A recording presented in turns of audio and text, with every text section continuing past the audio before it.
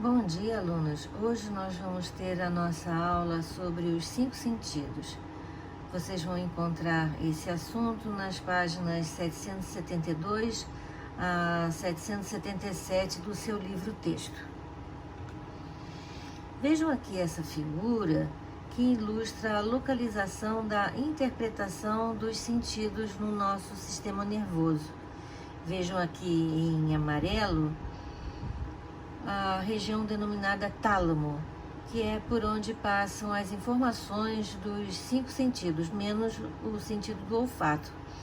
Vejam a localização das áreas do cérebro relacionadas aos sentidos, por exemplo, a interpretação da visão, que fica na região posterior do cérebro, o córtex auditivo e o maior, que é o maior de todos. Porém, essas regiões não são assim tão estanques e nós vamos ver isso detalhadamente a seguir. Primeiro, nós vamos falar sobre o sentido do paladar.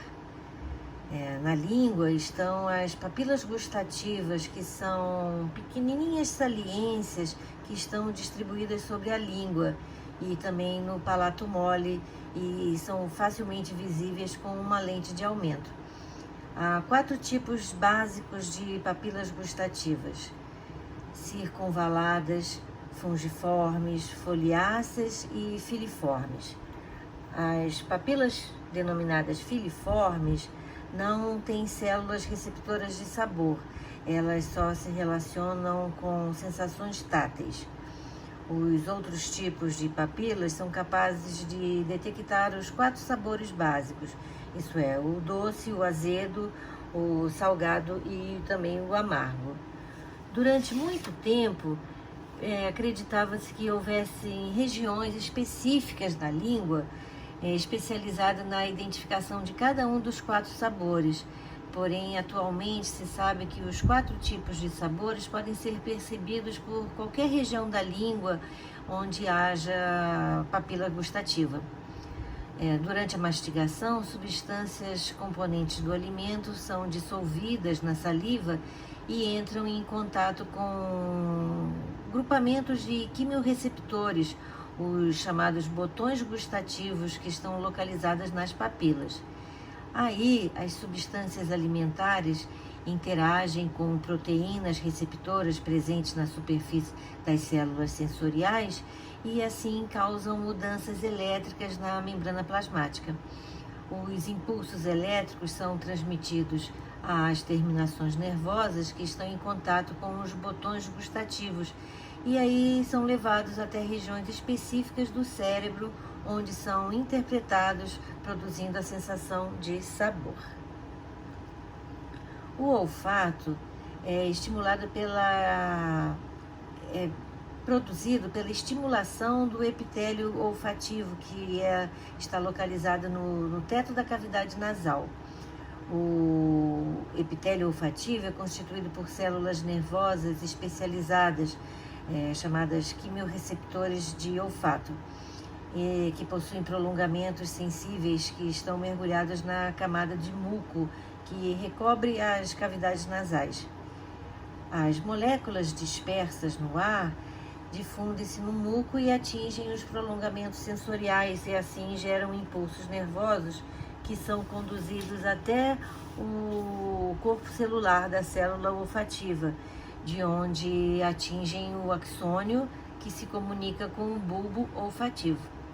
Acredita-se que os milhares de tipos diferentes de cheiros que uma pessoa perceba resultam da interação de impulsos gerados por uma quantidade bem menor de estímulos básicos. A integração desses estímulos é feita no lobo olfativo do cérebro. O olfato, com o desenvolvimento da espécie humana, foi perdendo ao longo dos milhares de anos de evolução a importância para a nossa sobrevivência, porque muitos estímulos foram se acrescentando ao longo dessa evolução e o sentido do olfato foi confundido por essa grande quantidade de estímulos.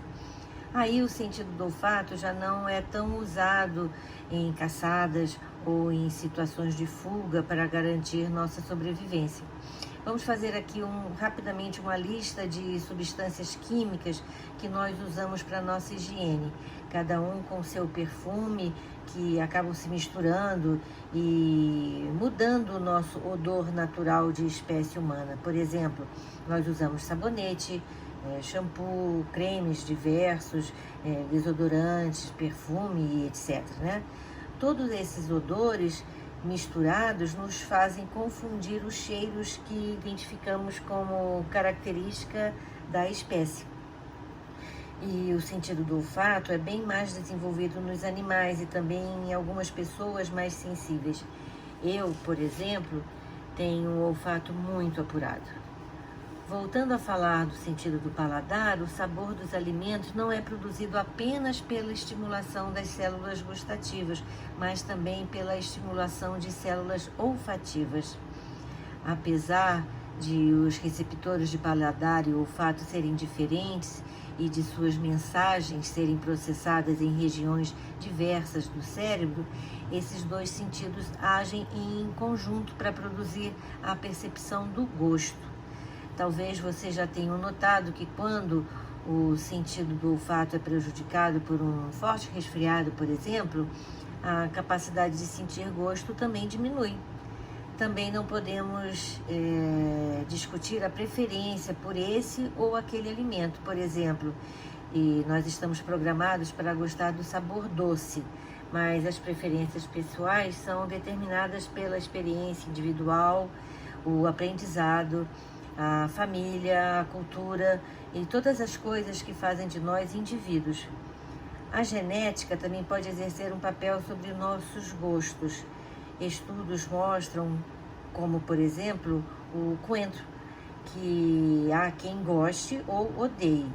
E já se sabe que os que odeiam têm uma mutação em um receptor olfativo, em particular no nariz, que detecta uma substância química liberada quando se mastiga coentro.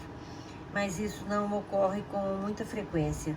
Um estudo com gêmeos que cresceram em lugares diferentes mostra que a maior parte das preferências alimentares é aprendida e não herdada.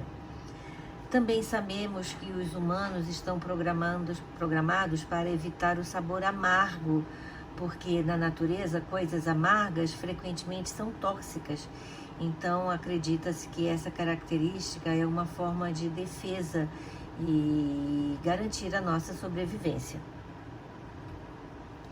E agora vamos falar sobre o sentido da audição. A orelha humana é um órgão responsável pela audição e pelo equilíbrio do corpo também. Ela costuma ser dividida em 3 regiões denominadas de fora para dentro: orelha externa, orelha média e orelha interna. A orelha externa é o canal que se abre para o meio exterior no pavilhão auditivo, conhecido popularmente como orelha. Ela é revestida por um epitélio rico em células produtoras de cera, cuja função é reter partículas de poeira e micro-organismo e assim protege as partes internas. O pavilhão auditivo funciona como uma concha acústica. Ela capta os sons e os direciona para o canal da orelha. As vibrações são transmitidas à membrana timpânica, ou também chamada de tímpano, simplesmente, que é uma película bem fina que separa a orelha externa da orelha média. A orelha média, localizada dentro do osso temporal, é um canal estreito e cheio de ar, e nela se localizam os 3 ossinhos bem pequenos, os menores ossos do nosso corpo, denominados martelo, bigorna e estribo. Um canal flexível, que é chamada tuba auditiva, que antigamente era chamada de trompa de Eustáquio, comunica a orelha média à garganta, e sua função é equilibrar a pressão do interior da orelha de acordo com o meio externo. Por exemplo, quando nós subimos ou descemos rapidamente uma montanha íngreme, sentimos uma pressão nas orelhas que resulta do desequilíbrio entre a pressão atmosférica e a pressão no interior do canal auditivo. Quando subimos, a pressão atmosférica diminui em relação à pressão da orelha, de modo que o tímpano é empurrado para fora. E quando nós descemos a montanha, acontece o inverso. A pressão atmosférica aumenta em relação à pressão interna da orelha e o tímpano é empurrado para dentro. Quando as tubas auditivas se abrem, as pressões dentro e fora das orelhas se igualam. A abertura das tubas auditivas é facilitada pela deglutição, de modo que comer, mascar chiclete ou mesmo engolir somente a saliva facilita a ambientação das orelhas à pressão externa. A vibração do ar causada pelas ondas sonoras ao atingir a membrana timpânica faz com que ela também vibre e aí movimenta o martelo, a bigorna e o estribo. Esses pequenos ossinhos da orelha média, alinhados em sequência, atuam como amplificadores e também transmissores das vibrações à orelha interna.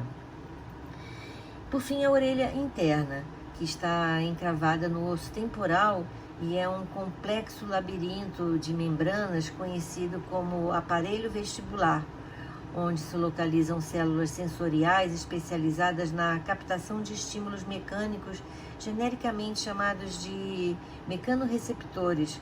Os principais componentes são a cóclea, responsável pela audição, e o sáculo e o utrículo e os canais semicirculares responsáveis pelo equilíbrio.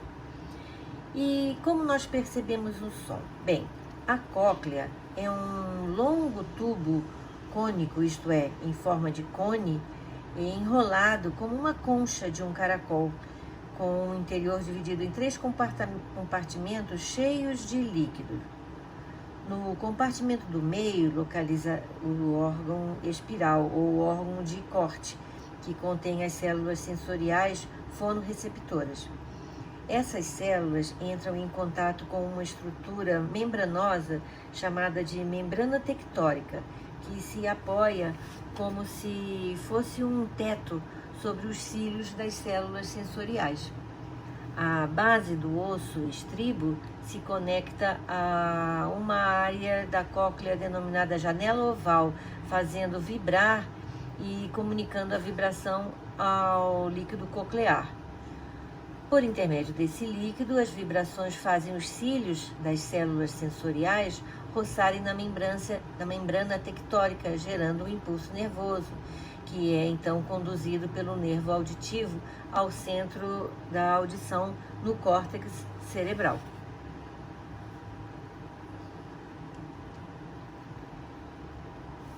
Se nós girarmos o corpo a uma velocidade constante, o líquido no interior dos canais semicirculares passará a se mover em consonância com esse último, o que vai diminuir a pressão sobre as células sensoriais. Entretanto, se nós paramos bruscamente de rodopiar, o líquido dos canais semicirculares vai continuar a se movimentar devido à inércia, e aí continua estimulando as células sensoriais e causam a sensação de tontura. Isso acontece devido ao conflito de 2 percepções.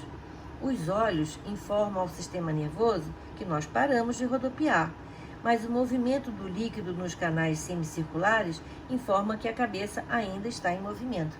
E é por isso que a bailarina para primeiro a cabeça e depois o corpo quando ela vai fazer um rodopio. A cabeça sempre tem que chegar primeiro. Caso isso não aconteça, a bailarina vai ficar tonta e vai cair.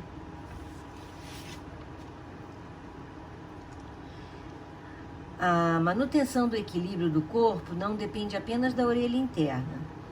Além da posição da cabeça, o cérebro calcula também as posições relativas do pescoço, das pernas e dos braços, o que é feito de acordo com informações transmitidas por receptores localizados nos músculos, nos tendões e em órgãos internos. Os olhos também participam do sentido do equilíbrio. Eles informam ao cérebro a posição do corpo por meio das imagens que são captadas do ambiente. E como nos orientamos pela força da gravidade? O sáculo e o trículo são duas bolsas cheias de líquido localizadas sobre a cóclea. Em suas paredes internas existem as máculas formadas por células sensoriais ciliadas sobre as quais ficam pequenos grãos de carbonato de cálcio. As várias máculas têm diferentes graus de inclinação em relação ao nosso corpo, de modo que quando uma está em posição horizontal, outras estão em posição inclinada ou vertical. Mudanças na posição da cabeça fazem com que a força da gravidade estimule os cílios das células sensoriais das máculas.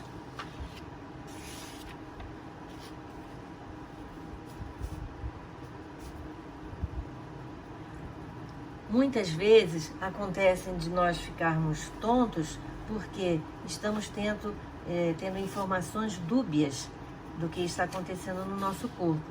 Os olhos, por exemplo, estão indicando alguma coisa e os líquido dos canais semicirculares estão indicando uma outra coisa. E uma coisa que eu ia falar para vocês que eu não posso esquecer, que é muito importante, principalmente para quem gosta muito, muito, muito de ouvir música muito alta com fone de ouvido. Essas células da cóclea, que são ciliadas, elas podem morrer. E a vibração muito forte, quando a pessoa escuta música muito alta, e principalmente com fone de ouvido, essa vibração mata as células ciliadas. E eu tenho uma péssima notícia para vocês: essas células não se recuperam. E isso causa uma surdez irreversível. Nem aquele aparelhinho, um aparelho chamado vulgarmente aparelho de surdez, vai consertar essa deficiência. Então, cuidado se você gosta muito de ouvir músicas muito altas. Mais tarde você pode se arrepender. Agora vamos ver o sentido da visão. Os órgãos responsáveis pela visão são os bulbos do olho, que é popularmente chamado de olho. Eles são duas bolas membranosas cheias de líquido que ficam embutidas em cavidades ósseas do crânio, chamadas órbitas oculares. Nos bulbos oculares do olho, há células sensoriais especializadas na captação de estímulos luminosos, os fotorreceptores. Os bulbos dos olhos são revestidos por uma membrana transparente que tem muitos e finíssimos vasos sanguíneos, a conjuntiva, que se estendem pela superfície interna das pálpebras. Sob a conjuntiva fica a parede do bulbo do olho, formada por 3 camadas de tecidos: esclera, coroide e retina. A esclera é a camada mais externa, feita de tecido conjuntivo resistente, que mantém a forma esférica do olho e serve de ponto de ligação para os músculos responsáveis pela movimentação. Tem cor branca, mas na parte anterior do olho tem uma área transparente à luz com maior curvatura, que é denominada córnea. Imediatamente abaixo da córnea tem uma camada preenchida por um líquido transparente que é denominado de humor aquoso. A coroide, logo abaixo da esclera, é uma película pigmentada, rica em vasos sanguíneos que nutrem e oxigenam as células do olho. Sob a córnea, a coroide forma a íris, que é a parte colorida do olho, no centro da qual está a pupila. A pupila é um orifício de tamanho regulável, por onde a luz penetra. A íris pode ser comparada ao diafragma de uma máquina fotográfica que regula a quantidade de luz que penetra no olho. Os movimentos de abertura da íris estão a cargo de delicados músculos controlados pelo sistema nervoso autônomo, que se ajustam de acordo com a luminosidade do ambiente. Atrás da íris se localiza a lente, que antigamente era chamada de cristalino. A lente é uma estrutura proteica com forma de uma lente biconvexa que dá a nitidez à imagem. Ela está ligada aos músculos ciliares, cuja contração modifica ligeiramente sua forma para focalizar a imagem. Atrás da lente há uma grande câmara preenchida por um líquido viscoso e transparente, denominado corpo vítreo. Cada bulbo do olho se movimenta suavemente dentro da sua órbita graças a 3 pares de músculos em forma de cinta, fixados no globo ocular. Esse movimento é limitado pelo nervo óptico, um feixe de fibras nervosas que parte do interior do bulbo do olho em direção ao encéfalo, passando por uma abertura no osso da órbita ocular. A camada que reveste internamente a câmara ocular é a retina, que contém 2 tipos de células que são estimuladas pela luz, os bastonetes e os cones. Os bastonetes são fotorreceptores extremamente sensíveis à luz, mas são incapazes de distinguir cores.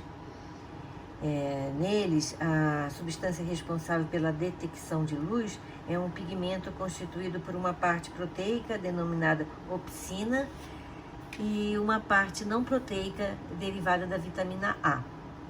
Os cones são menos sensíveis à luz que os bastonetes, mas possuem a capacidade de discriminar diferentes comprimentos de onda e, assim, permitindo a visão em cores.